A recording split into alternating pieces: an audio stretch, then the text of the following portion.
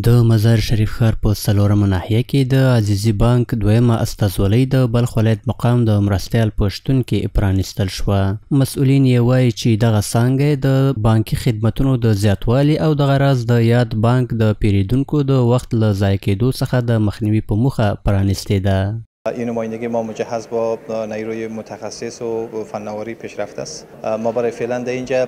یک بخش بانوان داریم، یک بخش VIP داریم که در بخش بانوان ما مخصوص برای خانم هاست که اونا میتونن فعالیت‌های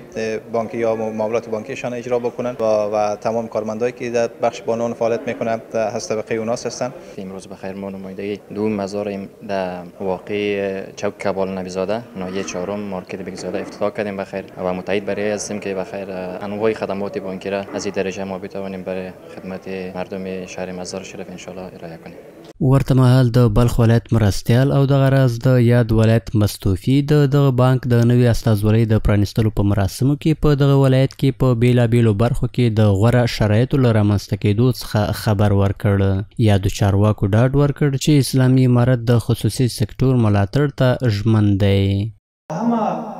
کارهایی که اقتصاد محور است در ولایت بلخ الحمدلله و زمین شما هست و همیشه و هر وقت خواستیم که تماما تجارای خود در کشور هست و بیرون کشور هست بیایند در افغانستان